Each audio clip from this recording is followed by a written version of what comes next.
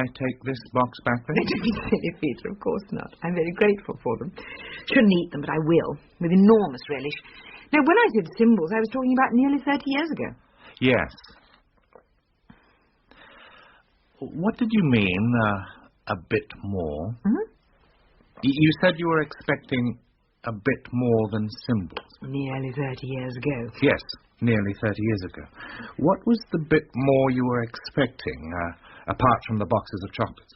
Well, look, I was 15. I was incredibly flattered that you'd invited me out at all. And incidentally scared rigid. I was all prepared to fall madly in love with you. Thank you. Well, not you particularly. Anyone who made the effort to invite me out, I suppose. Oh, thank you.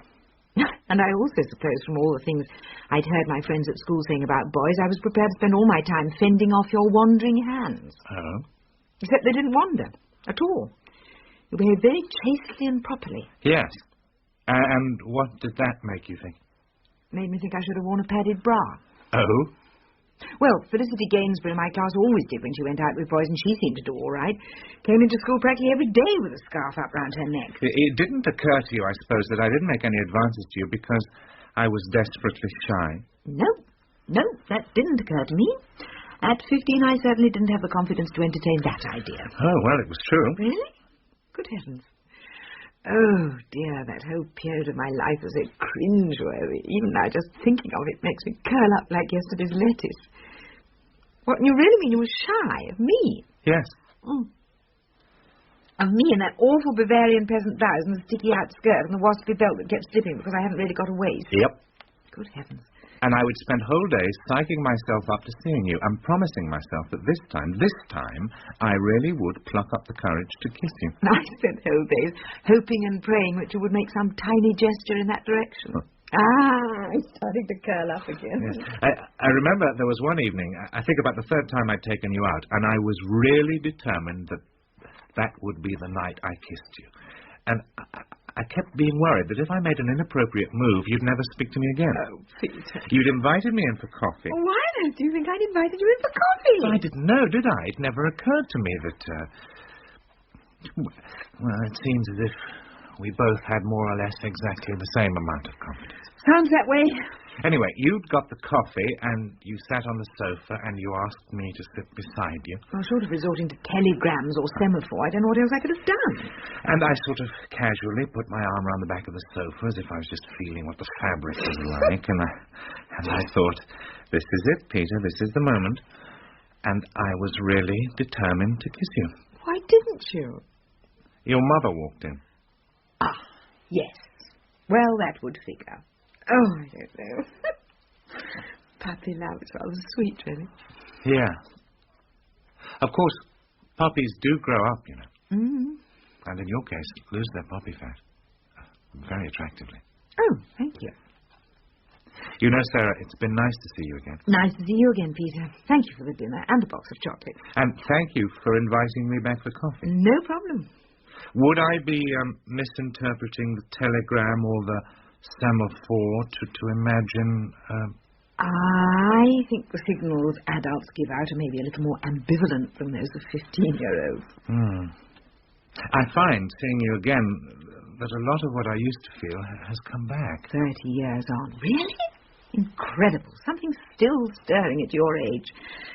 Oh, Peter, I'm sorry. Widows in their 40s don't get that many compliments. I'm probably not dealing with yours very deftly. Oh, you're doing fine. And for you? Has anything come back for you? Well, maybe the odd flicker, a little warm glow, perhaps. Come and sit on the sofa. Gosh, you're a lot more assertive than you were 30 years ago. Yes, but is my assertiveness going to work? What do you mean? Are you going to come and sit on the sofa? Well, why not? It is really very nice to see you, Sarah. Yes, it is. Oh, gosh, that's very positive. No pretending to feel what the fabric's like this time. Arms straight round the shoulder, no messing. Well, I think I feel a bit more confident than I did 30 years ago. Do you? And you, how do you feel? Not bad. Not really at all bad. Good. Sarah, look at me. Oh, Sarah. Peter, you remember my mother? Really, Sarah, I think you're making a great fuss about nothing. It may be nothing to you, Mother, but to me it's very definitely something, and I'm very angry with you. Nonsense. You're just guilty and embarrassed because I came in and found you in flagrante defecto. Delicto. What? Doesn't matter. It's not what I'm talking about. The reason why I'm angry is that after many wars of words on the subject and one or two full-blown rows, you are still wandering in and out of my part of the house just when you feel like it. Oh, really, dear? It's true, and then you have the cheek to wander into my sitting room without knocking. Well, I wasn't to know that you'd been nogging on the sofa, was I? But I do whatting on the sofa? Nogging? That's the word that always used to send you off into fits of giggles in your teens. I think the expression that you're striving for, Mother, is snogging. Oh. Look, I've said I'm sorry. I don't know what more I can do. And I haven't passed any comment about the moral side of it. Moral side? What? We're only having a couple. If we'd been having a full-scale orgy, it still wouldn't have been any of your business. Very well. It's just that I'm not sure Henry would have approved. Mother, don't you dare bring Henry's name into this. Well, all I was saying was... All right, dear, not another word. Mind you, I'm sure if this Peter's really keen, my interrupting your snogging is not going to put him off for long. Wouldn't be so sure about that. It was 30 years the last time. What? Nothing. Anyway, the subject under discussion is still not Peter. We are talking about your wandering in and out. Sorry, dear? You heard. No, I'm getting a little deaf. One of the tedious symptoms of age, you know. I said that we are talking about you wandering in and out of my part of the house. Oh, really, dear, you're just as territorial as a king penguin. What? Well, I think it was a king penguin. They're absolutely obsessive about their bit of ice in the North Pole. There aren't any penguins at the North Pole. Are you suggesting that nice David Attenborough's wrong? No, I'm suggesting that you may have misheard that nice David Attenborough. Well, I think that's very unlikely, dear. There's nothing wrong with my hearing. I thought you said just now you were getting deaf. Well, yes, but nothing apart from that. Listen, Mother, about your coming into my part of the house, I'm going to say this for one last time. Your flat is your flat, Clare's flat is Clare's flat, the rest of the house is mine. Got that? All seems very clear so far, yes. And we should only go into each other's parts by invitation, and even then we should have the courtesy to knock on each other's doors. Still clear? Yes, perfectly, thank you, Sarah. Good. That's a very large box of chocolates. Yes, isn't it? From Peter? It's a symbol. Oh, is it? I see you haven't even taken the cellophane off yet. No, I haven't. But you will be doing so. I'm sure I will. Time? Yes. Dairy toffees are always my favourite. Is it, Mother? Well, how interesting. I'd better write to the Reader's Digest about that. Maybe they'll pay me some money. Sarcasm, Sarah, I always think is one of the least elegant forms of abuse. Do you? Yes. Hello, Mummy. Granny. Oh, hello, love. Are you going out tonight? No, Julian's coming to the flat for a meal. Ah. Yes, and I seem to be out of garlic. I wondered if you... Granny, why are you looking at me like that? Yes, Mother, what's the matter? I'm just very surprised, that's all. Surprised at what? A, I'm surprised that Clare didn't have the courtesy to knock. And B, I'm surprised that she didn't show her invitation at the door.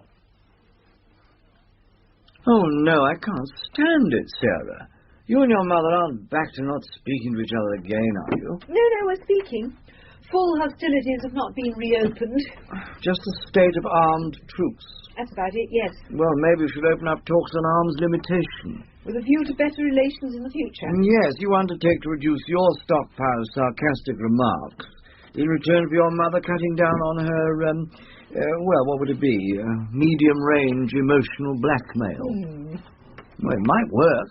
Well, it'd be easy to get her to say she'd agreed to the reduction, but I never could be sure that she'd actually done it. Ah, the problem of verification. Yes, I'm afraid that's where most arms limitation talks come unstuck, usually just when the treaty is about to be signed.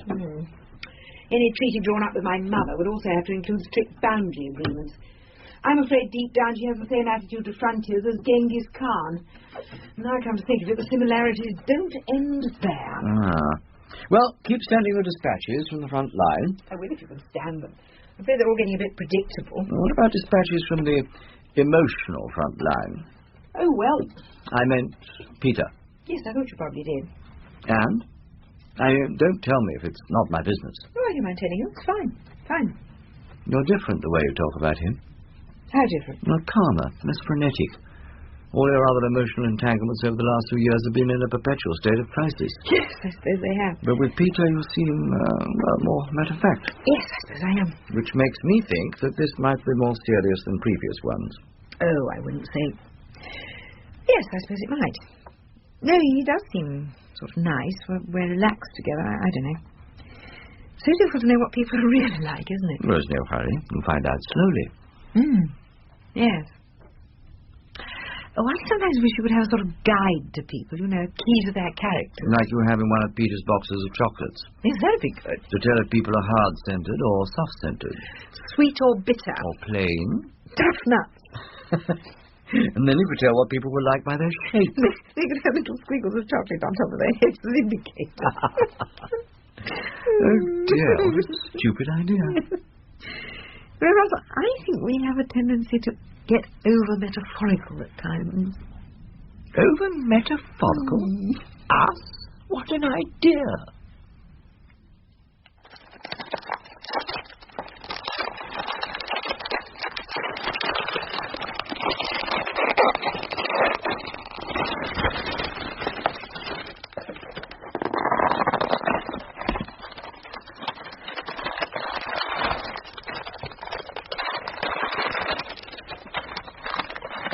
No, I'm not going to. Oh, go on. Otherwise I'll feel guilty if I have one. Your guilt is something between you, your stomach, and your greed. It's nothing to do with me. I'm not going to have any chocolate. You just one wouldn't hurt. No, it's the thin end of the wedge. If I have one, I'll have two. And if I have two, I'll have three. And before you know, I'll look like a Michelin man. You won't. Go on. Just one. No, Mummy. But look, there's a hazelnut custard. That's your favourite. No. You're just doing this to impress Julian, aren't you? Well, all his other girlfriends have been amazingly thin. So he wants a change. I don't think so. Look, all his other girlfriends have been amazingly intellectual. He was delighted to have a change from that. Don't you see? It's you he likes. Maybe. But I'm not going to push my luck by letting him have more of me than there is already. You have too much of a good thing, you know. Huh, well, I think you're being wrong. Just because I won't act as a salve for your conscience. Exactly. I'll feel dreadful if I'm the only person having a chocolate. That again is your problem, Mummy. Anyway, are you sure Peter's still going to like you if you start putting on weight? Look, he's the one who gave me the chocolates. Anyway, he knew me at 15 when all my curves went out and none of them went in. Anything's going to be an improvement on that. I must go. Oh, don't leave me. It'll be even worse if I sit here eating chocolates on my own. That really would feel decadent. You don't have to eat them. No. I've got to go and get supper ready for Julian. Is he coming round again? Yes. Well, I jolly well hope you're not going to give him anything fattening. Cottage cheese, salad, fresh fruit and yoghurt. Oh, you're so virtuous, aren't you? Yes. Well, I just hope you don't frighten Julian off with all that healthy food. No danger. He likes it. He would, wouldn't he?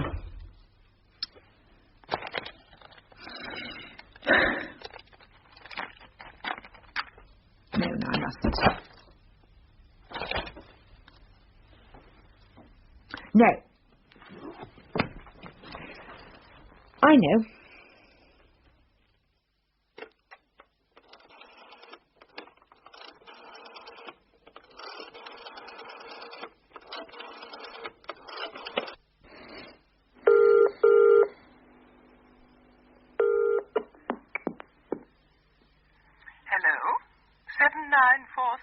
Mother, it's me. Oh, hello, stranger. Mother. Oh, very nice to hear from you, Sarah, dear. And how are you today? Very well, thank you, Mother. And how's the weather in your part of the house?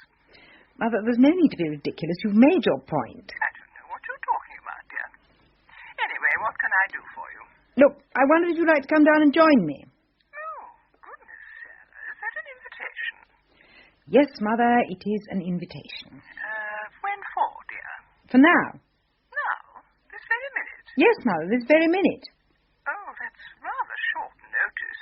It's usually thought polite to give people a little more notice than that when issuing invitations. Mother, listen, stop the play acting. I've just opened that big box of chocolates and I wondered if you'd like to come down and have some. Oh. The selection does include dairy toffees, which I believe is your favourite. Now, just a minute. Let me get this right.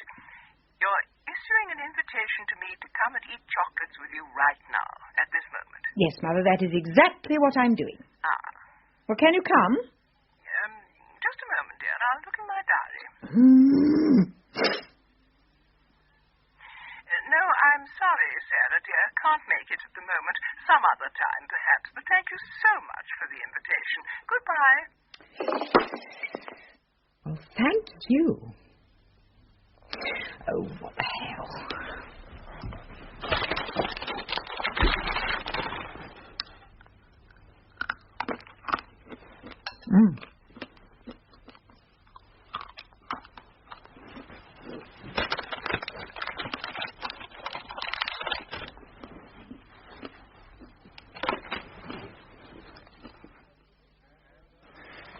And what about the weekend? The weekend? Oh, goodness, Peter, I hadn't thought that far. I mean, is there a chance we could meet up at the weekend? Yes, of course. Certainly. If you'd like to. You know I would. When? Well... I mean, what are your commitments over the weekend? Commitments? Gosh, that makes it sound very grand. Well, my first commitment Saturday morning is a major raid on Sainsbury's to stock up on everything from anchovies to loo paper. That's fun. Riveting. Then in the afternoon I've got to get up a ladder and try and clear some gunge out of the gutter. I could do that for you. What? Well, shinning up ladders, it sounds more like a man's job than a woman's. Well, I hadn't really thought of that. I'm so used to doing that sort of job myself. You mean since Henry died? No, since we were married. He was never much good at practical things. Ah. Well, let me help you. There's no need. I can quite easily... Oh, please. Oh, all right, then. If you insist. Thank you very much. And then I could take you out for dinner in the evening. Well, it's very kind, but in fact... The fact is, I've been invited out on Saturday evening. Ah. By my boss, Russell, to go and have dinner with him and his... Oh, well, there'll be another chance for us. Actually... What? Well, Russell did say if I wanted to invite you to come, you'd be most welcome. Oh. And do you want to invite me to come? Yes. Will you? Yes. Good. Well, quite the little couple we're becoming, aren't we? Doing conventional little couple things, going out to Saturday dinner with other conventional little couples. Yes. Of course, they're not quite the traditional conventional little couple. Who, Russell and... Russell and Bob. Oh. Oh, Bob, there's a new bottle of Armagnac in the larder. Could you bring it through when you bring the coffee? I'm sure you'll have an Armagnac, won't you, Peter? Please. It's my favourite tipple, I'm afraid. Don't apologise. Man of taste. Now, let's get this straight. You really mean to say that Eleanor is not making your life a misery? No, honestly, since that first evening, I haven't seen her. You don't think she's changing the habits of a lifetime, becoming discreet, do you? No, that day hasn't come yet. Don't ask for the impossible. No, I think she has just finally taken to heart what I said about respecting each other's privacy. I mean, needless to say, being mother, she's going grotesquely over the top about it, but she is actually keeping out of my bit of the house. You don't realise how fortunate you are, Peter. Usually any man showing the tiniest interest in Sarah is a signal for Eleanor to go instantly into super surveillance mode. Absolutely true. Have there been that many other men showing the tiniest interest in Sarah? Oh, good heavens, no. I was just generalising. I didn't mean... All Russell meant was that we shouldn't question our good fortune. Just take advantage of the fact that my mother is currently leaving me on my own. Ah. I must say that it's blissful not having her constantly in, and I know she's doing it to make me feel guilty, but it's having exactly the reverse effect. It just makes me feel deliciously free, able at last to get on with my own life without worrying what she's up to at every moment of the day. Heaven. Well, such a rare event, but... Excuse me. Hello? Oh, yes, she is. Just a minute. Sarah, it's Clare. Oh, I wonder why. Hello, love. Mummy, I'm sorry to break in on your evening, but it's Granny. What? I think she's ill. What's wrong with her? I don't know. She looks all right, but she can't talk. Doesn't seem to be able to move her mouth properly. Oh, God. I don't know. It's just... Claire, you stay with her. I'll be there as quickly as I can. Bye. What is it, sir? Mother. What? It sounds as if she's had a stroke.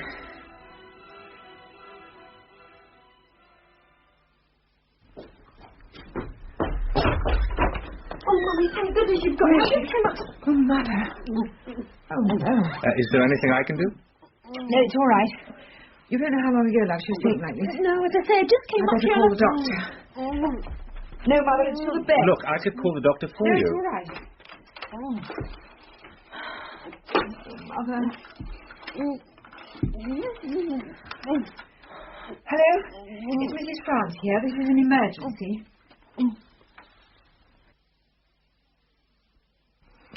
calm down, Sarah. She'll be all right. Oh. How long has the doctor been up there? Only a couple of minutes. I've dreaded something like this happening. I should have been here. Don't be silly, Sarah. You have to lead your own life. You were only saying this evening how deliciously free you felt. Yes, well, it wasn't true. I'm not free. And now I feel just horribly guilty. Oh, she'd be dreadful stuck in a hospital. I mean, the fuss she made about the idea of a doctor She coming. may not come to hospital, not for long. I mean, she doesn't look as if there's anything too seriously wrong with her. Except for the speech, no. Oh, God, a number of times I've prayed for her just to keep quiet for a couple of minutes. Now I've got what I asked for. Sarah. Oh, it was so pathetic. She was trying to tell me something when I rang for the doctor, and she just couldn't get the words out. Sarah, don't worry. I'm here. I'll look after you. You've got someone you can rely on. Come in. Doctor. Hello, Mrs. France. How is she? She's all right, Mrs. France. She's going to bed now. To bed? What, here? She's not going to the hospital? No. I should go up and help her to get to bed. Your daughter's helping her. Oh. She asked specifically for your daughter to help her. You mean she can talk? Yes, she can talk perfectly well now. So it wasn't a stroke? Good heavens, no. I mean, what was it? She'd got her false teeth stuck together. No. What with? 4 dairy toffees. 4? Cheeky old bat. She's gone right down to the second layer.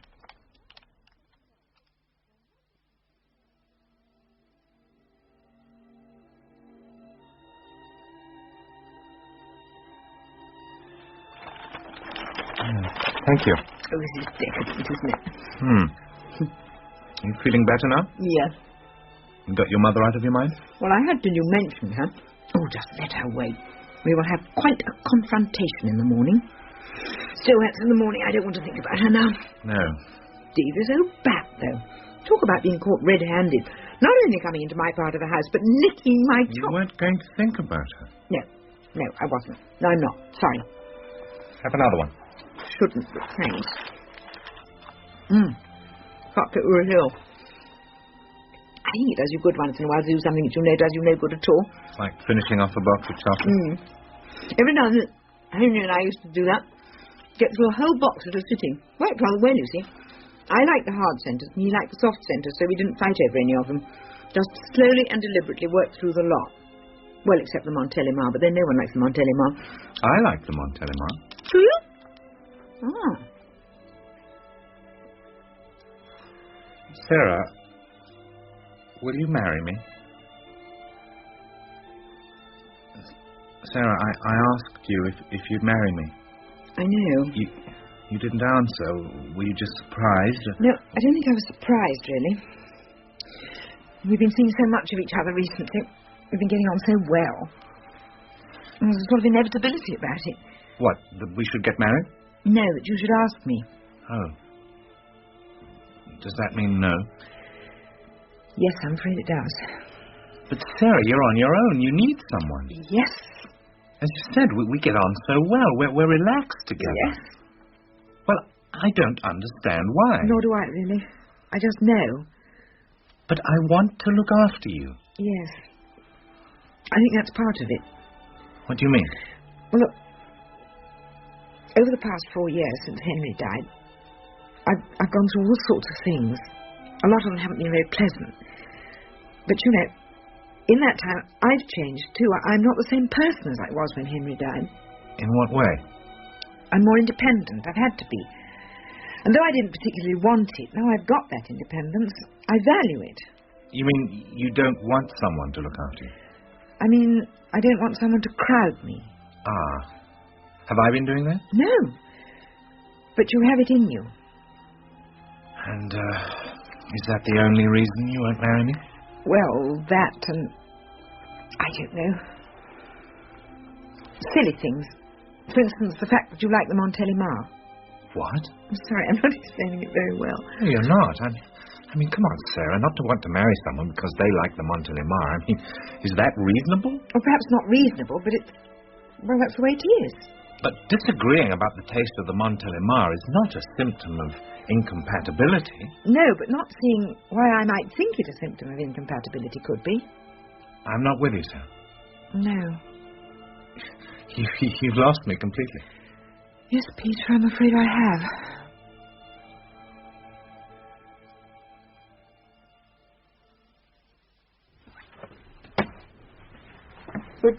Can't you still stay friends? Oh, sure, yes. In these situations, you always say you'll stay friends, don't you? Somehow it doesn't often work out that way. No. Oh, well, it's funny, but I thought you were ideally suited. I thought so. So I was really surprised. So was I, utterly surprised. No, I kind of fantasized about Peter asking me to marry him, and then when he did, I found my mouth was producing these words and turning him down. What, you mean you didn't say what you meant? Oh, no, I said what I meant, exactly what I meant. I was just surprised to find out that that was what I did mean. No second thoughts? Nope. Still bloody Henry, I'm afraid. Ah. For a bit longer. Now, what do you want me to do? Oh, good morning, Eleanor. Hello, Russell, dear. Good morning, Sarah. I came up to see you this morning, Mother. You were out. Yes, I suddenly realized I hadn't got any milk, so I hurried out to the corner shop. I got a bone to pick with you. Oh? Look, do you realize what you did yesterday? You went into my part of the house and you got me so worried that I... Mother... Oh, sorry, dear. You know I'm a little deaf. But only intermittently dumb when you've wolfed down too many dairy toffees. I beg your pardon. Oh, never mind. What's the point? Anyway, I wanted to see you this morning specially, Sarah, which is why I came here. Hope you don't mind, Russell. No, of course not. I think I know why you've come, Eleanor. Oh? To apologize to Sarah. What? Oh, good heavens, no. Surprise, surprise. No, Sarah, I just wondered whether you'd like to come in for a glass of sherry this evening. Oh, bit formal, isn't it? Ah, but remember, dear, we should only come into each other's parts of the house by invitation. Of course. All right. Thank you very much, Mother. I'd be delighted to come. Oh, good. Say about 7. Okay. Well, I mustn't keep you. Goodbye, Russell. Goodbye. Oh, and one thing, Sarah. Yes, Mother? Please have the courtesy to knock on the door when you come. What? Well, you didn't last night. You just burst in without a by your leave, didn't you, dear? Goodbye. Russell! I really will kill her one of these. Many more simply enjoy the charm. All right, this is very aristocratic something features Come in. real villains of the Oh, Mother. leg application, a few missteps of people. Sarah, dear. Man who brought with I hope you don't mind my coming down, but I've been up in my little room alone all day. I just thought I'd like to see a friendly human face. Or even yours, dear. All right, come and sit down. You can see a human face so long as you don't want to hear a human voice as well. What do you mean? I mean, I'm tired out. I spent what seems like the last fortnight traipsing up and down the aisles of Sainsbury's, and the only thing that kept me going was the thought that when I got home, I could just slump in front of the television. Oh. Which, as you see, is what I'm doing. Yes, slump being the operative word. You know, I always think that it's rather a pity that people treat the television as if it were... Mother... Well, I mean, just the idea that you can have continuous entertainment without making the slightest effort. Treats should be rationed, you know. Very little television these days comes under the heading of treats, Mother. No, but I think television is responsible for a lot of the slovenliness in modern life. It encourages laziness. I mean, it's fine as a medium of education, but so many people nowadays just loll in front of the thing, even during the daytime.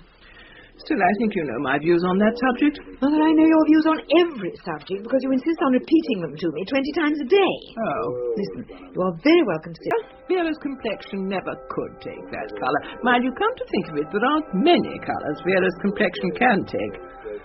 I often wonder whether it wouldn't really be the charitable thing for me to have a gentle word with her about it.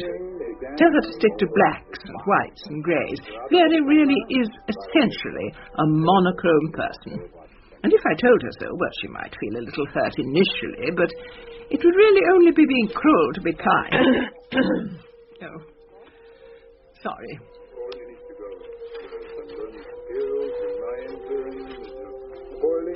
Mind you, I can't imagine Vera committing adultery. What?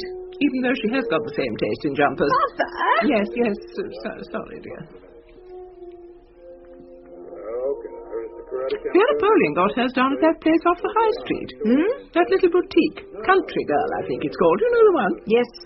Where you got that pale blue shirtwaister? It is not a shirtwaister, Mother. Oh, it is. Shirtwaisters don't exist nowadays. Well, it looks like a shirt. Yeah, it may look like a shirtwaister, but it isn't called a shirtwaister. Well, it's the same difference. Anyway, you know the boutique I mean. Yes, Mother, I do. It's not really a boutique. Oh, it is. It's not called a boutique. No, but it is a boutique. If you say so, Mother. Well, that'll be good for the woman who runs the boutique, won't it? Won't what? Having a jumper she stocks on the television. Be good for business. Yes, Mother, adulteresses from miles around will be flooding into her shop to buy jumpers for their next naughty assignation at the local motel. There's no need to be coarse, Sarah, dear. Well, anyway, there aren't any motels round here. Oh? Not what you call proper motels. Not motels for adultery, but not where one can ensure complete secrecy. Mother, there is nowhere within 100 miles of you where one can ensure complete secrecy. Mind you, that George and Dragon Hotel in Tipton has a bit of a reputation for that sort of thing. What sort of thing? Assignations. Really? Well, yes. How do you know? One hears things. You hear things, nobody else does. Anyway, it's got quite a reputation. A lot of afternoon bookings. Really? Oh, yes.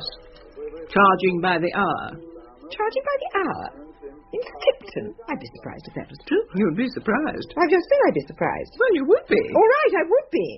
If you say I would, I would. I'll agree to anything you say so long as you'll just let me watch the television in peace. Well, I'm not stopping you, dear. I've lost the thread now. Well, you must concentrate, dear. Anyway, it's perfectly clear what's happened. The adulteress has just come out of the motel. So? Well, it's obvious. What is? Well, she's just had another... Another what? Another... assignation. Might not be that. Of course it is. Don't be naive, dear. Can I just watch it, please, and form my own conclusions? Of course, dear.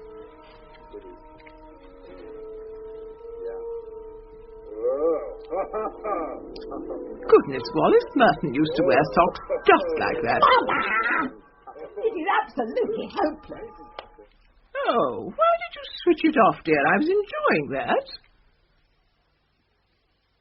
I think it's a generation thing, sir. What do you mean? Your mother's attitude to television. She didn't grow up with it, you see. For her, it's still a sort of intruder in the house. Well, perhaps not an intruder, but a guest. And of course, there are certain rules which have to be obeyed in one's treatment of guests. Oh, Russell, you don't have to tell me that. Goodness, having been brought up by my mother, I know all about how to behave when guests are present. Her basic principle always was, and still is, that you should not show any signs of what you are really like when guests are present. Subdue your own personality completely. The uncracked surface of family gentility must be maintained at all costs. I mean, about a third of our ground floor at home, the sitting room, was a complete no-go area until we had guests. And then when some did arrive, I was expected to behave as if I spent every evening of my life there. And be all relaxed. Oh, well, hardly. Relaxation didn't really figure in Mother's scheme of entertainment. I wasn't allowed to sit on the sofa for a start. Why not? Like them cushions. And of course, with guests, I suppose you had to make conversation. Yes, always make. Never let conversation flow. The idea that conversation between her daughter and a guest could contain any element of spontaneity was complete anathema to Mother.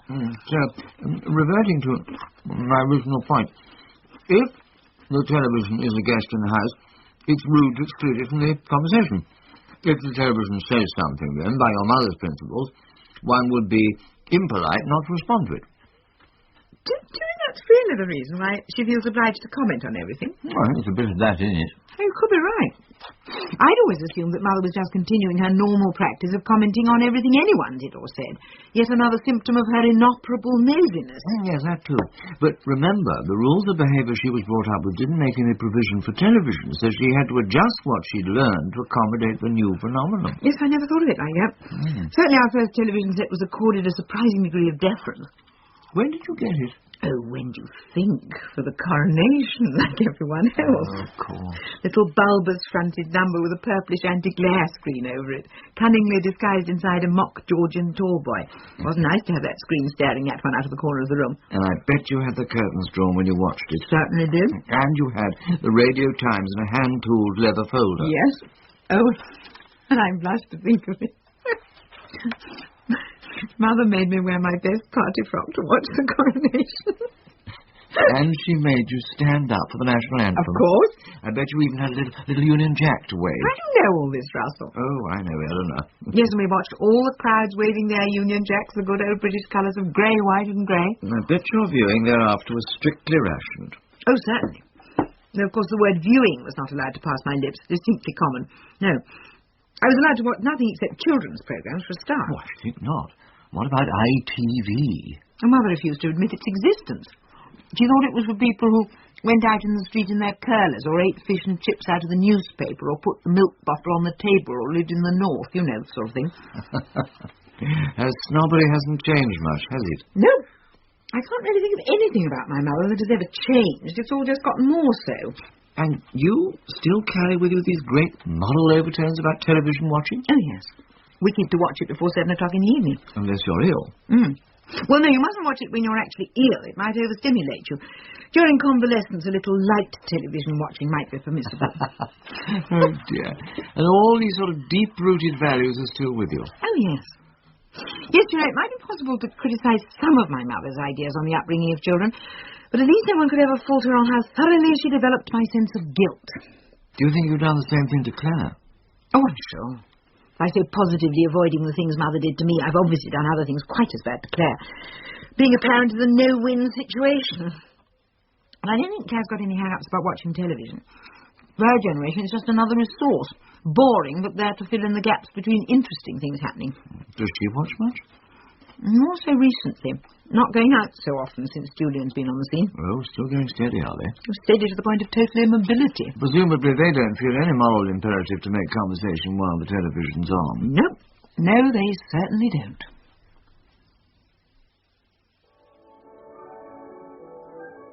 And yet for all of them, the problem is how to cope with Oh, Clare. I hope you don't mind my dropping in. sometimes at midday, temperatures Just thought I'd see how you were.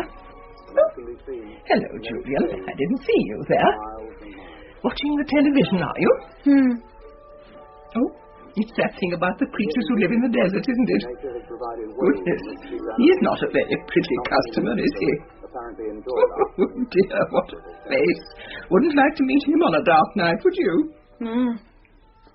I often wonder how they get shots like that, you know. I mean, One of the most it's ingenious not as if they can ask the snake to eat the rat again, is it? Sorry, we hadn't got our camera switched on that time. Could we try again, please? and stand. No, well, they couldn't do that, could they? And these creatures Oh, now, what are those two little fellows up to? Seem to be having a bit of a fight. Oh, dear. by Now, I don't think they should really show that. shade for each other. I mean, it may be all very well for actual students of the... But at this time of the evening, there might be children watching. A problem when the sand underfoot. Now, I'm not an out-and-out supporter of Mary Whitehouse, but there are times when I think she has a point. This snake has found a most original way around it. It seems to me too many of these natural history films are just excuses to show animals doing things on television that human beings would never be allowed to do.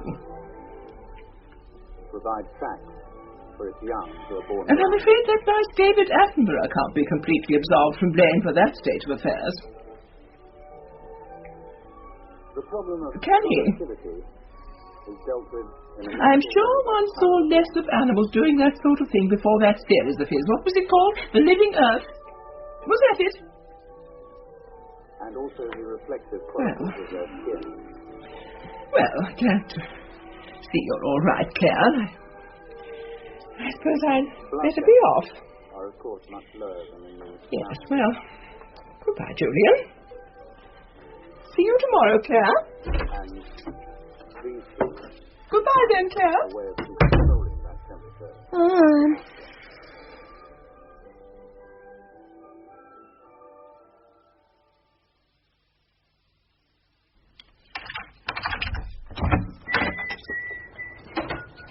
Hello, Clare, love, I just got in. Yes, I heard you. That's why I came up.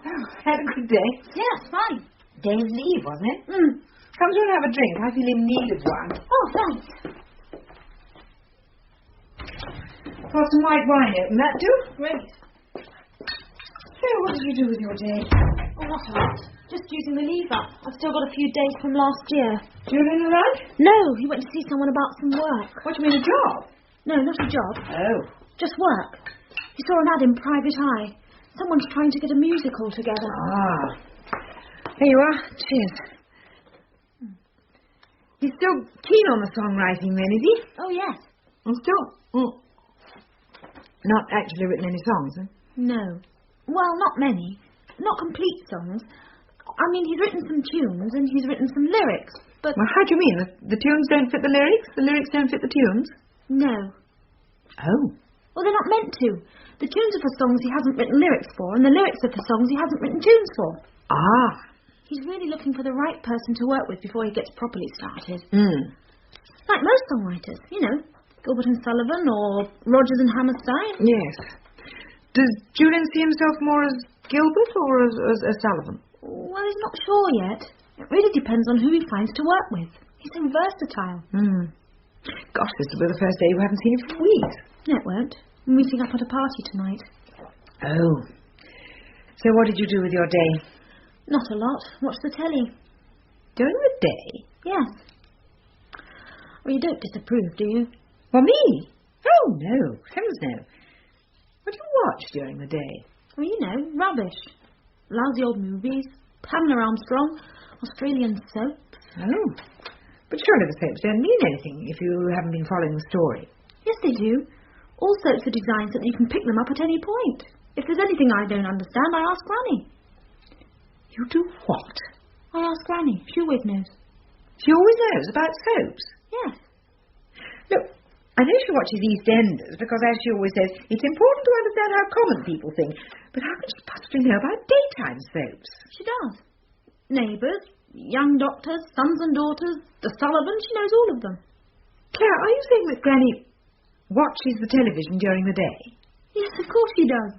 But she always swears to me that she doesn't. That sounds in character. But I'm struck dumb. Oh, good. In that case, I can ask you. May I borrow your black cardigan? My black cardigan? Yes, for this party tonight. I'm sorry, this is too much for me. Too many shocks too close together.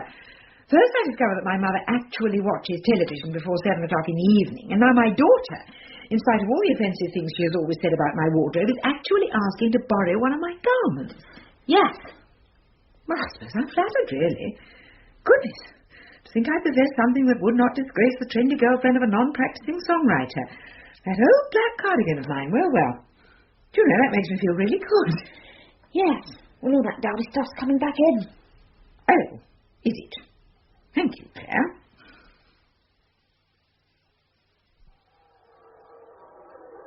Where's it gone? I saw it down at the vicar's. I took it round and he wasn't there.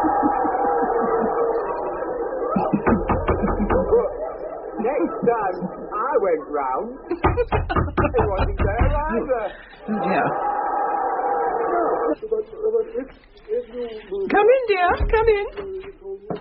Mother. Oh, good evening, Sarah, dear. I've been knocking for ages. Didn't you hear me? Oh, you know my hearing's not as good as it was, Sarah. It sounded to me as if you just got the television on too loud. You know that dreadful sitcom about the married couple? Sarah, dear, you know I only very occasionally take a look at a situation comedy, just to keep in touch with the sort of thing that the masses apparently find amusing. So what are you watching? It's a discussion about the feminist implications of ritual mutilation in Central Africa. Oh, Quite fascinating. yes, I'm sure. Well, don't let me stop you. Oh, good heavens, no, Sarah. No. No. However fascinating a television program, it must never be allowed to take precedence over the demands of conversation. No, of course not. I think it's so ill-mannered when people let that machine dominate their lives. Yes, of course. Lively conversation is always so much more stimulating than anything the television can produce. Yes. Nothing as stimulating as a lively conversation, is there? Oh, no. They do say the art of conversation is making a comeback. Do they? Who does? Oh, I heard something where they were discussing it. What was it? I can't remember. I think the television must have been on last night, and I must have caught a snatch of something. What were you watching? I wasn't watching anything, dear. The television just happened to be on. What do you mean it just happened to be on? I'm sorry, I don't understand. Mother, televisions don't switch themselves on, do they? No, I suppose not. So what you mean is that you switched it on? Oh, well, yes, I suppose perhaps I did. Maybe. But I wasn't really watching it. No. I'm not a slave to the thing. No, of course not. I mean, occasionally there are programs of educational value which one does feel a duty to watch. Yes, things like Panorama. Yes. Or films with that nice David Attenborough. Yes. Or Neighbours. Yes. I'm sorry, Sarah, dear. I'm afraid I don't know what you're talking about. What annoys me, Russell, is not the question of whether my mother watches daytime television or not. I don't care whether she watches daytime television or not. In fact, it's probably a good thing if she does. It at least limits the amount of time she can spend snooping round my part of the house and spreading malicious rumours about me amongst her friends. But what does annoy me is that she pretends she doesn't watch daytime television. Still? Yes, she's just so obstinate. She still maintains all these lofty opinions that television is a medium of education, that its serious content is the only bit that interests her, while I know full well that she spends all her evenings watching fatuous sitcoms and all her days watching Australian soaps. Well, I can understand that you aren't around to check on her during the day, but surely you can monitor what she's watching in the evenings. Not really. She has this habit of appearing in my sitting room when there's something rubbishy on that she thinks I'm likely to be watching. Which she actually wants to watch herself. Oh, yes. But all the time behaving as if I'm the one who is imposing on her this insult to her intelligence. And also making me feel guilty that I'm watching fatuous television instead of making scintillating conversation. You can't help admiring her technique. Huh. And if I go up to her flat in the evening, as soon as she hears my knock, she either switches off what she's watching or switches over to something worthy. Well, then obviously the answer is to go in without knocking. Oh, no, I couldn't do that.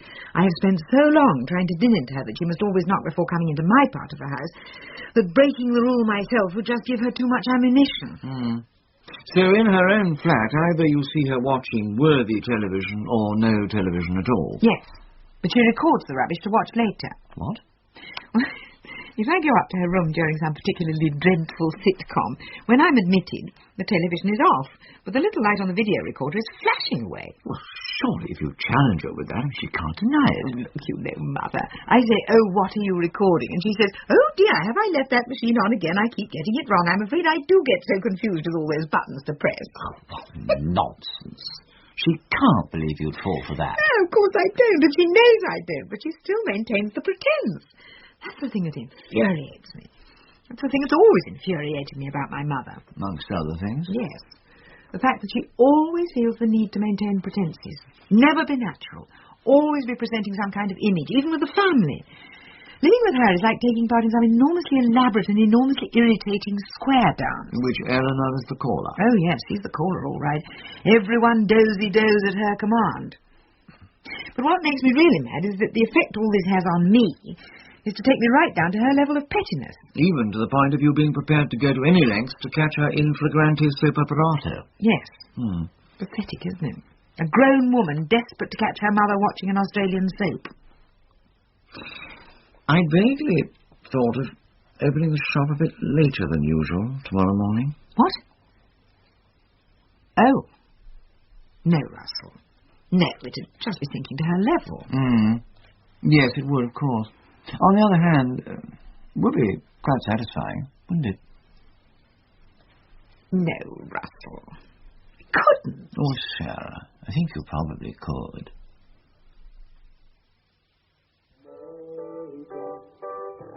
Everybody needs good neighbors, just a friendly wave each morning helps to make a better day.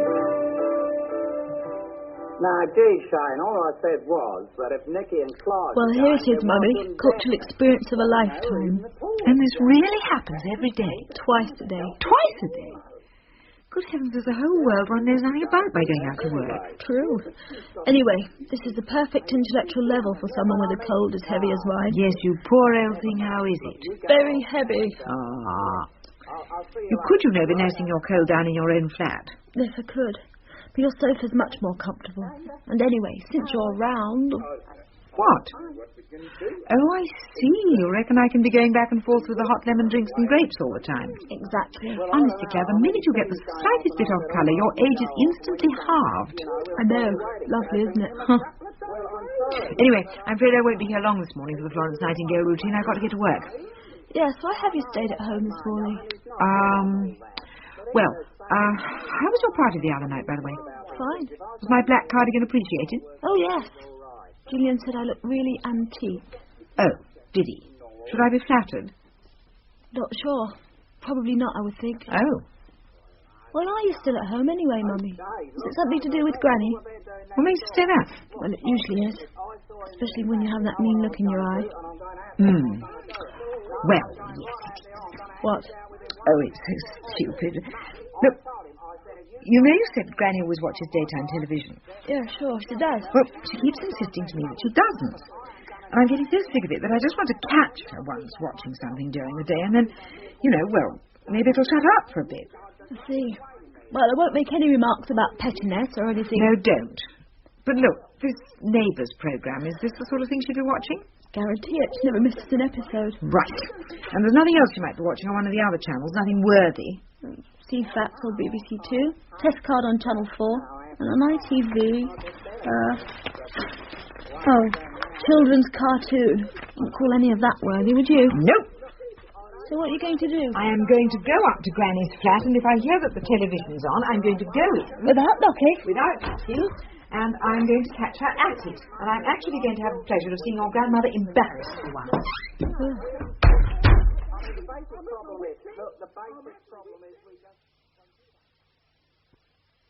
Good gracious, Sarah, what on earth are you doing here at this time of day?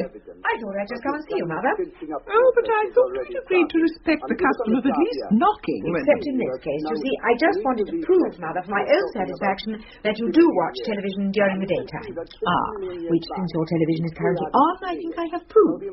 So, my little secret is out. Yes, it is. Your little secret habit of watching Neighbours. Neighbours? What's that? I beg your pardon? What is Neighbours? Just don't bother, Mother. I mean, I know there's nothing else on at the moment except for a cartoon. I'm watching a recording. What? What of? Well, I set the machine to record this morning's programme. They do put them on so early. But what on? The Open University. What is this you're watching? It's geology, interpreting sedimentary layers. What? Part of my course. Course? Yes, Open University course. Television is such a wonderful medium of education, you know. But that's my secret, you see. I thought, wouldn't it be nice if I could get through the whole course without Sarah knowing, and then just present her with my degree certificate? But now, oh dear, you've spoiled the surprise. I don't believe you, Mother. Oh? You've set all this up. You're not doing an Open University course any more than I am. Oh, yes, I am. You prove you are. You prove I'm not, dear.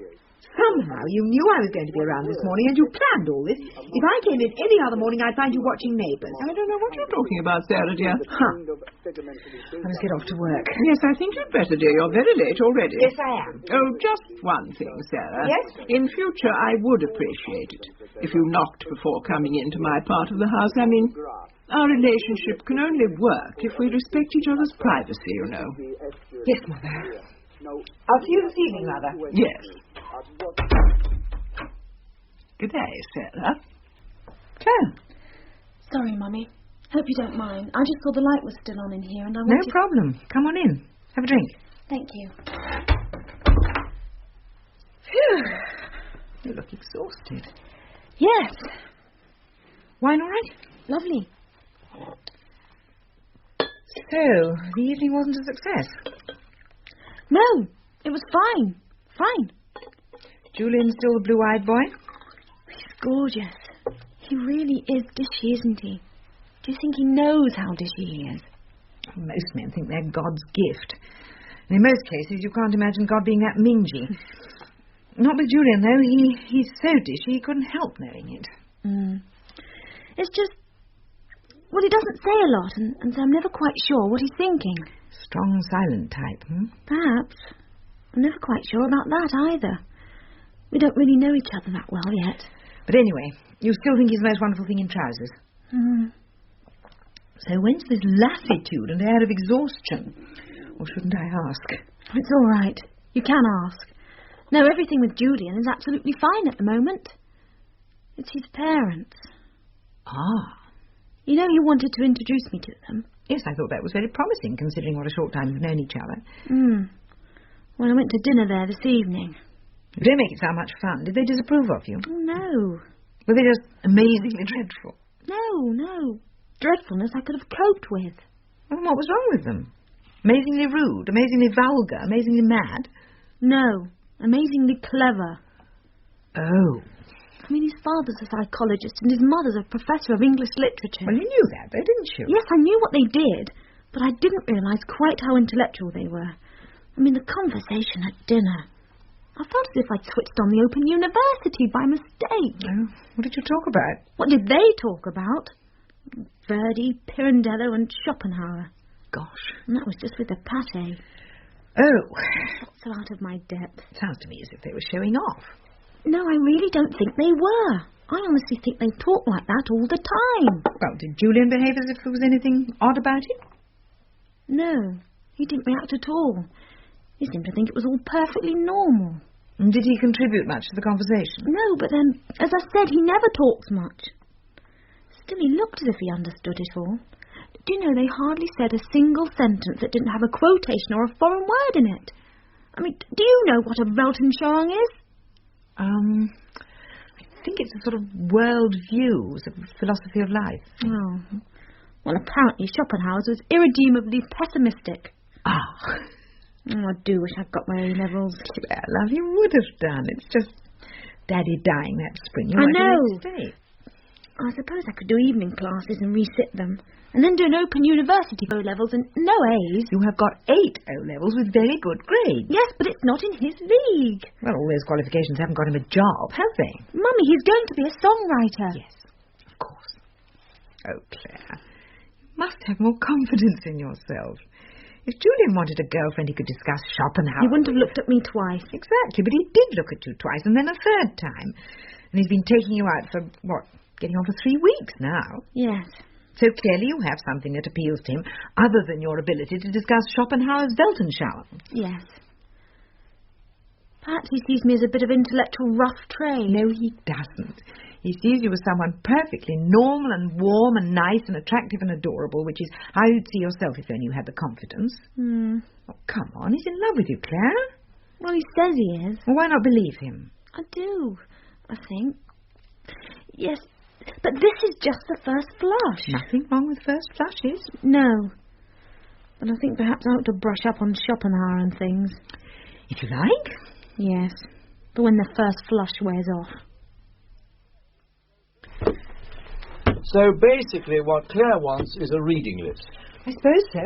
Admirable. Oh, yes. I just wish she was doing it for other motives. What? Well, I'd like her to be doing it because she felt that her education was full of holes. Got so messed up with Henry dying when he did. And at the time she wouldn't hear of staying on at school and taking her A-levels again. She wanted to get out into what she fondly imagined to be the real world. The building society. Yes. So good she wants to remedy the situation. Oh, sure. Except the reason she wants to remedy the situation is again because of her sense of inferiority. She wants to try and match up to Julian intellectually. Well, I suppose it's an ill wind. Yes. So what does she want to learn about in particular? Well, I'm afraid everything.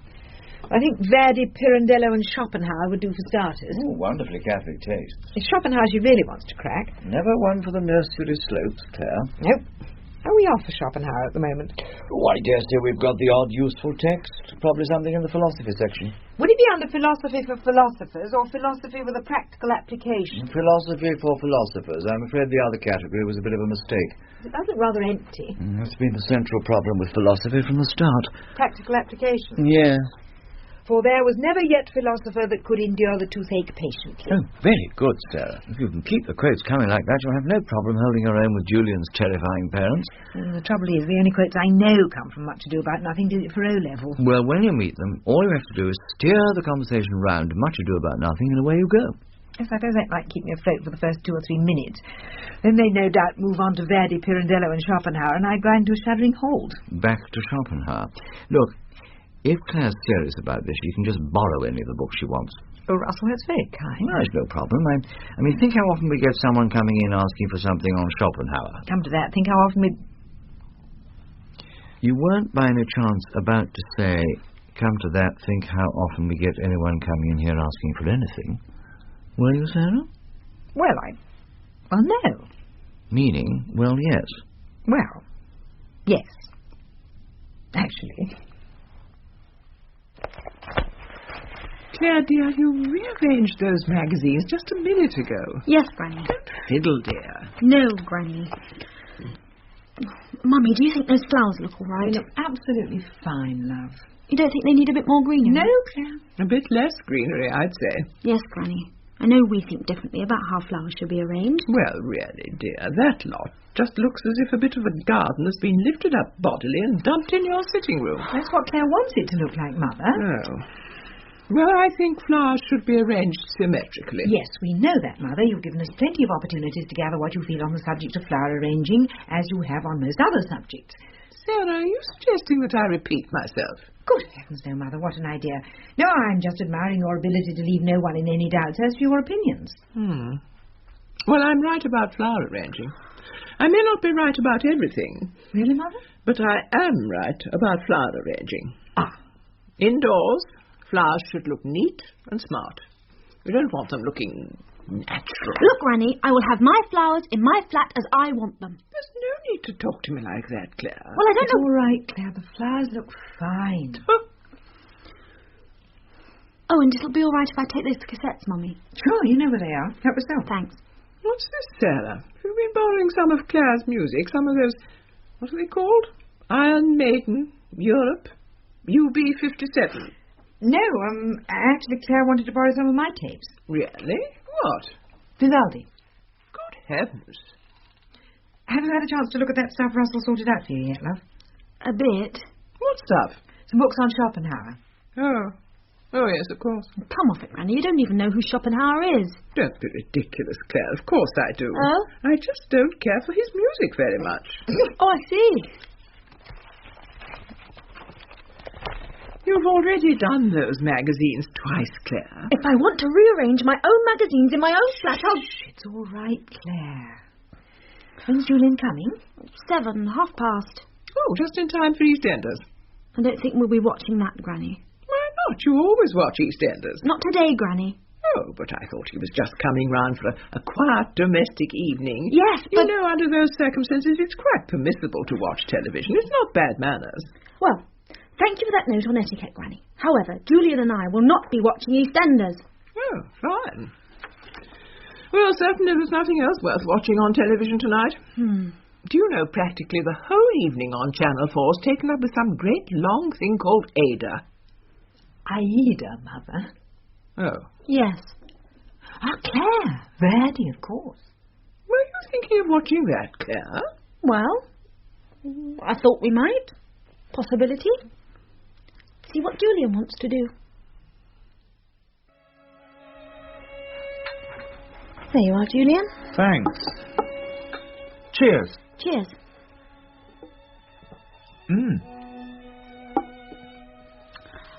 I've sort of planned supper for about 8:30. Is that all right with you? Yes, fine. So, I don't know if there's anything you particularly want to do with the evening. Not particularly. No. Fine. You know, just sit and talk.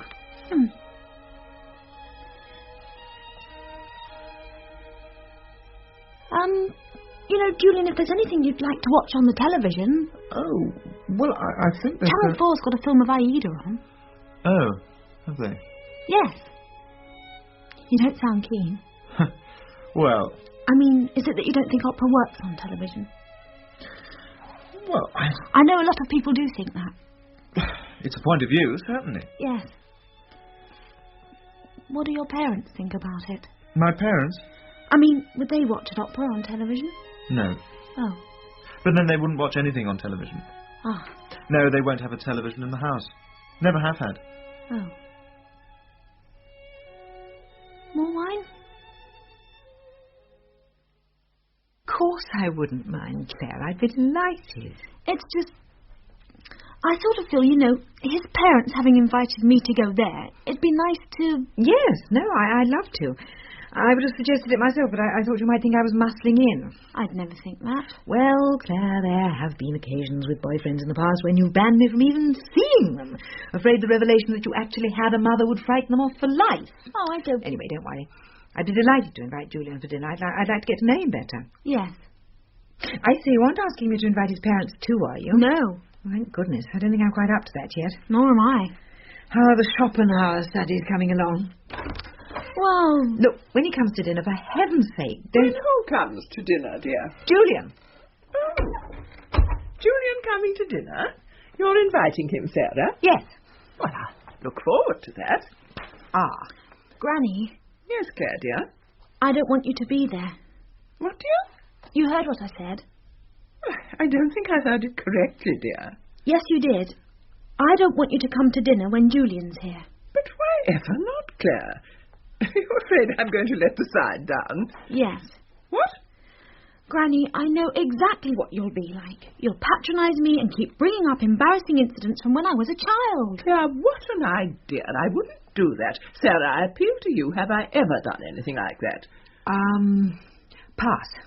Granny, it's just I want this to be a civilised, intelligent, adult evening. Oh, really? And are you suggesting that I don't know how to hold my own in civilised, intelligent, adult company? No, I'm not... Are you suggesting that I'd be struck dumb when the conversation got a bit intellectual? No, I'm suggesting the exact opposite, and that's why I don't want you there. Thank you very much.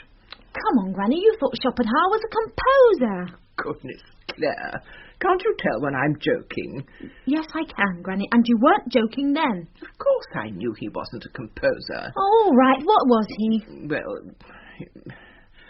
Well, with a man of such varied talents, it's invidious to single out one particular ability. You haven't a clue. You know? No. I may say I'm very hurt, Clare. Look, Mother, there'll be other chances for you to meet Julian. Let Clare and me just have this one dinner with him first, so that he gets to know one member of the family at a time. And you mean break the bad news to him gently? Yes. Clare. Thank you very much, Clare. I'm sorry, it's just... Clare, listen, we know how much you care about Julian, but if he's the sort of person he seems to be, he's not going to be put off by the fact that we aren't in his family's intellectual league. Speak for yourself. Mother. Just because I don't flaunt my intellect, it doesn't mean I haven't got any. Clare isn't saying that you haven't got any, Mother. Still, if Clare's afraid I'm going to let down the family image, I can take a hint. I know when I'm not wanted. Mother. Oh, sharper than the serpent's tooth it is to have an ungrateful child, as Milton put it. But what made it really bizarre for me, Russell, was hearing Clare say exactly the same things that I've said to Mother. Really? Oh. Word for word. I have exactly the same paranoia about Mother showing me up in front of people I'm trying to impress. It's quite comforting to know Clare feels the same. So, Eleanor will not be of the company on Thursday? Ah, well, yes. I'm afraid she will, actually. How come? Well, it's my fault. Oh, I just felt that Clare was being a bit rotten to the old bat, so I came to her defence. Eleanor's? I told Clare that she really should invite her, and Clare's agreed, on certain conditions. Which are? That on pain of death, Mother is allowed to make no reference to Clare's childhood, that she is only allowed to speak when spoken to, and that she is only allowed to talk about subjects she knows about. You think Eleanor will keep to those conditions? Well, I think to give the old girl her due, she'll try to. I mean, she'll probably manage the first two. But the third, restricting her conversation to subjects she knows about. Well, two problems there. One, it'd be breaking the habits of a lifetime, and two, Mother thinks she knows everything about everything anyway. So Clare's dinner party may not be exactly what she hopes for. No. I'm not too worried about it, though. I mean, she can't go on pretending to Julian forever. Sometime he has to see her as she really is. And if Mother is the means of effecting that, well, it may not be a bad thing. No. What is Julian like? He seems very nice. He's incredibly good-looking, and I'm certain that he's genuinely besotted with Clare. But it's a bit difficult to know precisely what's going on inside his head because he says so little. Shy, perhaps? Yes, I think it probably is shyness. Either that or arrogance.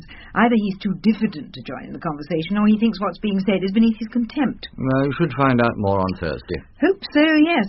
I'm hoping a longer encounter will bring him out of his shell. Goodness, is that the time? I'd better rush this lot down to the post. Oh, yes, I'd like to get them off today. See you shortly, Russell. Right.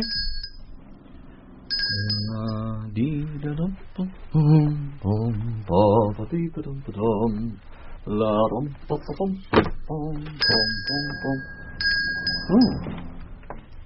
afternoon, Russell. Oh, Eleanor, how are you? Fine. I'm afraid you just missed Sarah. Yes, I know. I waited in the next doorway till she'd gone past. Oh, what, you wanted to see me? Yes, Russell. Well, what can I do for you? I wanted some books. Oh, I'm not sure that I've got any more Jackie Collins, Eleanor. I think you've read the entire canon. Oh, I don't remember that one. Which one? The entire canon. No, it's... never mind. Anyway, it wasn't that sort of book I wanted. Oh, what do you want? If it's Geoffrey Archer, I'm sorry, but I don't stock him on principle. No, it's just... Well, I feel that even at my age, there's still time for me to learn. Oh, yes, certainly. What exactly do you want to learn? Oh, all kinds of things. Well, I mean, just taking a random example out of the blue. Do you by any chance have anything by Schopenhauer? Schopenhauer? We've actually had a bit of a run on Schopenhauer recently. Oh, anything would do. Just some of his poems, or... I didn't know he wrote any poems. Oh, no, it's not well known. Well, if you haven't got the poems, and I agree they are very rare, do you have any of his other stuff? I might have some stuff about him, in reference books. I think there's a very tatty copy of Russell's History of Western Philosophy somewhere. Oh, yes, here we are. Oh. Oh, good. I'll enjoy that. Yes, I think that's about it, as far as Schopenhauer is concerned. Was there anything else you wanted?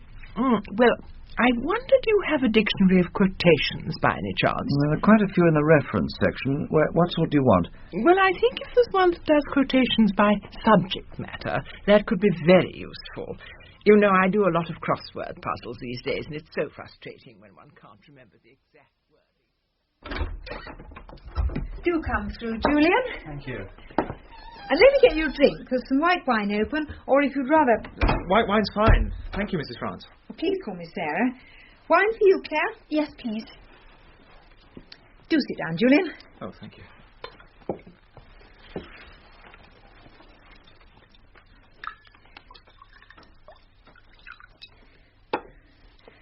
There. Thank you.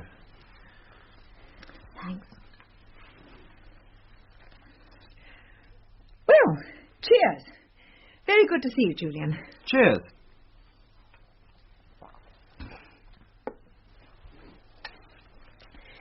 My mother will be down to join us shortly. Oh, Claire's grandmother. yes. She lives in the top flat. And with Claire in the basement, I always say our household's rather like a sandwich. Oh, yes. With me as the fish paste. Ah. That's what I always say. Oh, Mother, do come in. Thank you, Sarah, dear. Do come and meet Julian. I'd love to. Julian, my mother, Mrs. Prescott. How do you do, Mrs. Prescott? Very well, thank you. I'm sure Julian can call you Eleanor. Can't he, Mother? Yes, of course. Please do, Julian. Thank you. Oh, Mother, sorry, a drink. Would you like a drink? Thank you, Sarah. That would be most welcome. What will you have, gin? Or there's some wine open? Wine, thank you, dear. There. Thank you. Oh, for a beaker full of the warm south, full of the true, the blushful Hippocrene, with beaded bubbles winking at the brim and purple stained mouth. What? Granny. Mother, are you all right? Yes, dear, perfectly. So lucky to have my health, Julian. Health is a great blessing. Health and cheerfulness mutually beget each other. Wasn't it Addison who said that, Julian? Was it? Quite possibly, yes. Anyway, cheers. Good health. As you say, health and happiness, Mother. Yes. Of course, happiness of any given life is to be measured not by its joys and pleasures, but by the extent to which it has been free from suffering, from positive evil. Ah. No, Mother, I'm afraid I don't know who said that. Oh, really, dear? Who was it? Well, I'm surprised you don't know. Well, I don't. But it's so typical of his rather cynical Weltanschauung. Ah. It's Schopenhauer, isn't it, Granny? Of course, Clare. Couldn't really be anyone else, could it? No. I mean, whereas most philosophers are ultimately optimistic, Schopenhauer is the supreme example of the philosopher as pessimist. Yes. I don't think anyone else had quite such a bleak view of the cosmic will. Though, don't let us forget, Clare, that he does acknowledge the influences of Kant and Plato. And the Upanishads. Of course. And he does support the practice of ascetic mysticism. Oh, certainly. And we mustn't forget his belief in the principle of individuation. No, we mustn't. Tell me, Julian, where do you stand on Schopenhauer? Me? Well, Let me top up your glasses, everyone.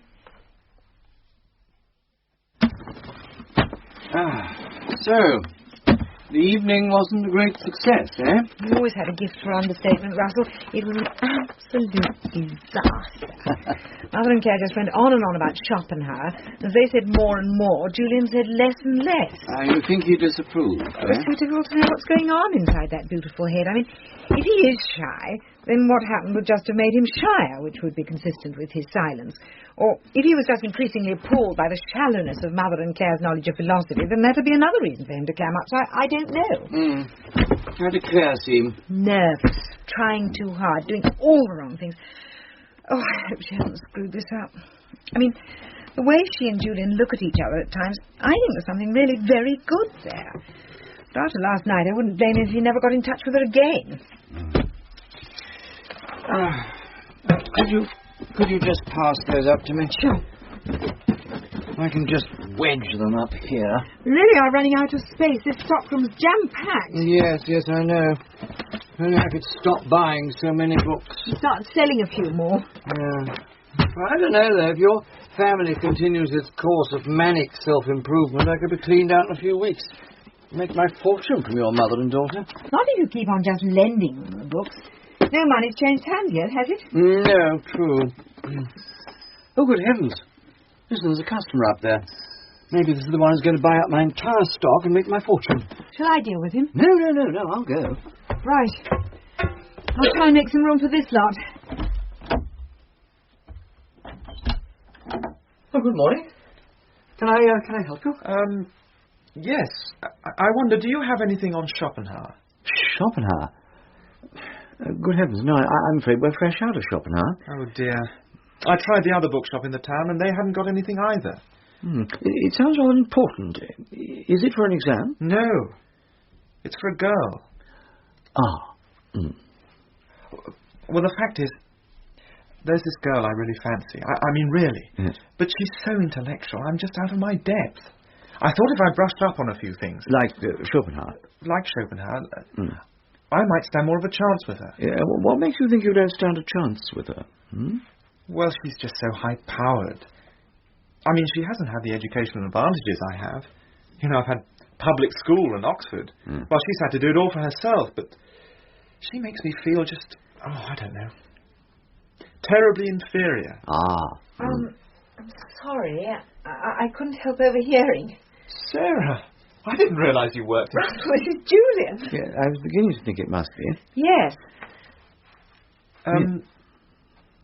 Yes, well, I think I'd better get on with the stockroom, if you'll excuse me. Julian. Thank you very much for yesterday, Sarah. It was a splendid evening. Liar. I beg your pardon? It was a dreadful evening. You were completely excluded from the conversation. Well, Come on, you hardly said a word. No. But I never talk much. And quite honestly, the high-powered way Clare and your mother were going on, I didn't feel I had much to contribute. Oh, Julian, you and Clare are so alike. What? We're both so afraid. You don't trust yourselves.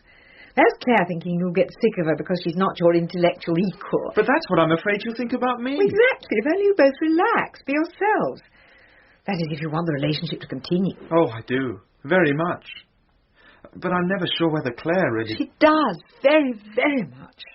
Does she? You take my word for it. One thing. Yes. Well, the reason Clare started wanting to match you intellectually was because she met your parents. Oh. She said their conversation was incredibly intellectual. Oh, yes. It always has been. So she assumed that was what you wanted from the relationship. Good heavens, no. If you've grown up with that for 22 years, let me tell you, it's the last thing you want. But there must have been advantages. I mean, growing up in a household with all that intelligent conversation and no television. I can't remember any. Unless being ostracised in the school playground because you don't understand everyone else's games is reckoned to be an advantage. Ah. But surely, listening to your parents talking for so long, some of it must have rubbed off. No. You just don't hear it after a time. Oh. Oh, come on, all children do the same when their parents start talking. What do they do? They just switch off. Don't they? Yes. Yes, I suppose they do. There. Lovely. You don't mind eating off your knees? No, terrific. It looks great. I'll open the wine. In a minute. Give me a kiss first. I love you, you know, Claire. I know. I love you too, Julian. I don't know, it just feels relaxed being with you. Normal. Natural. Right. Oh, come on, look at the time. Oh, yes. Pass me the wine, I'll open it. Okay. Just on the dot. Great. Yeah, great.